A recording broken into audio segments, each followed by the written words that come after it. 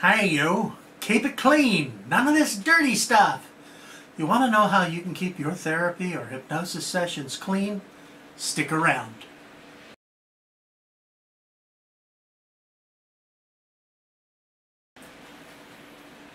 Live, trance, and prosper.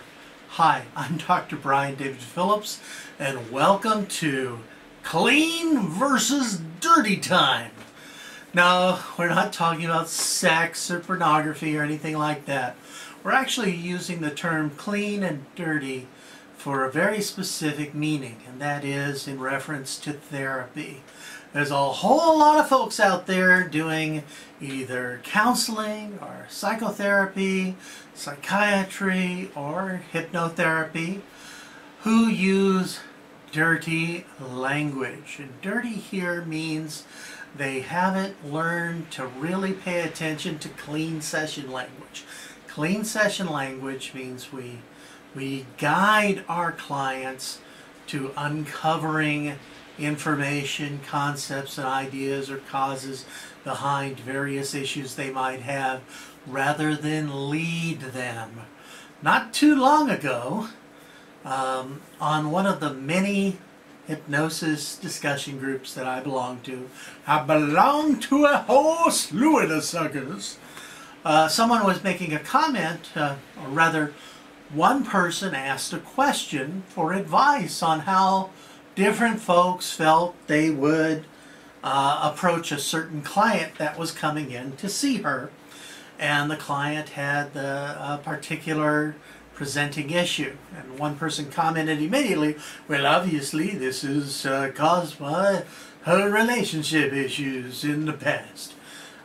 To which I really don't quite agree. It could be that's the cause, but it could be something else entirely. It's important that a therapist not enter into a therapeutic session with preconceptions or presuppositions of what's going on.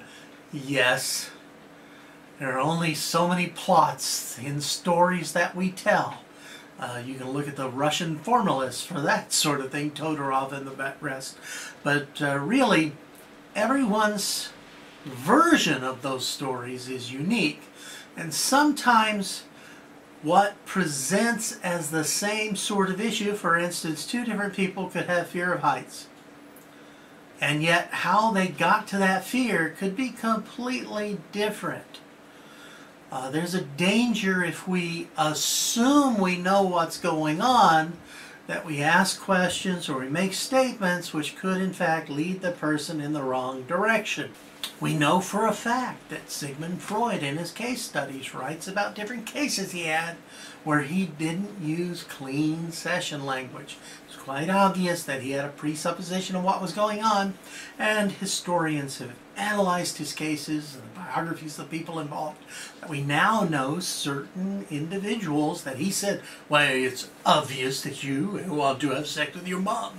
That this is nothing to do with the person's actual presenting issues. It's important not to solve the wrong issue, because it's very important to understand that memory is plastic. And if we act or behave and present as if a certain issue is the way things are, that can throw the therapy off, because you're in a position of authority and your clients are more likely to trust your judgment, particularly if they don't remember things clearly. This is obviously very important if you do any form of regression therapy. Don't do regression unless you have proper training. And by proper training, I don't mean, well, I once read a flyer, I think I've got the idea. I mean, go through a course and get clear training on clean session language. It's absolutely important. But even if you're not doing regression therapy, memory's plastic, and certain situations can cause stress. And so people can have fluid memories. Your memory is always in flux.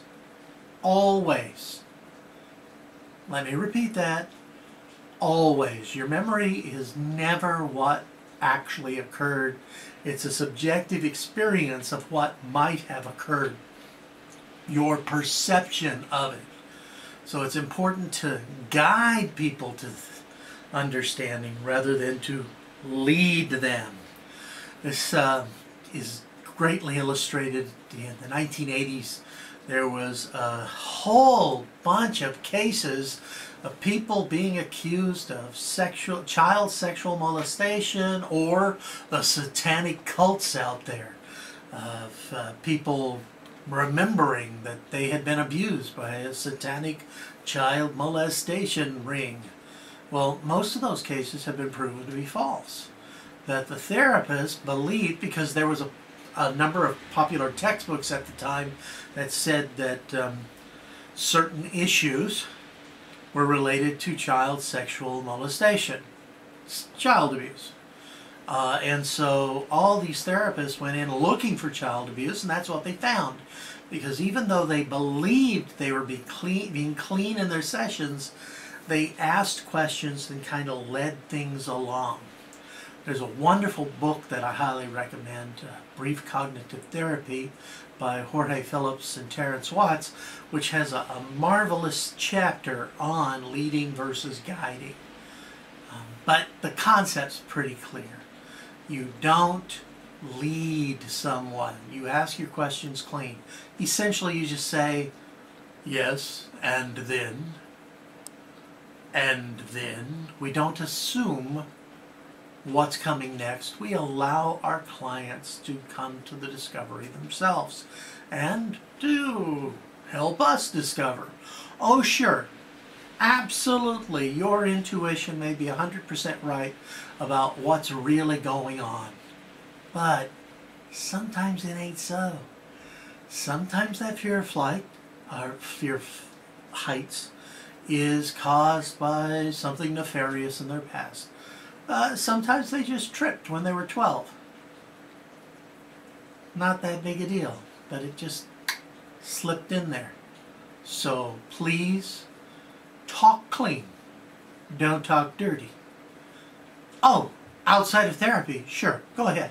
Use colorful language. I do it all the time. But when you're conducting some sort of therapy or educational intervention, please keep it clean, not dirty. I hope you found this useful, helpful, mildly entertaining. Please join us on Tuesdays when we offer hypnosis news and information, and sometimes rants. Sometimes I rant a lot. On Wednesdays, well, that's tips, tricks, and questions. I answer your questions, so feel free to comment below and let us know what you'd like to know more about, and maybe I'll make a video about your question. Be sure to join us on Thursdays, that's trance time, when we release a new video that guides you through a trance experience. Sometimes short, sometimes not so short, hopefully enjoyable to you. Once a month, we have a webinar or seminar in association with various other sites. It's an informative piece. It's usually much longer than these short video sections. Join us. If you attend the live webinar, that means you're with us interactively. You can ask questions and join in the conversation.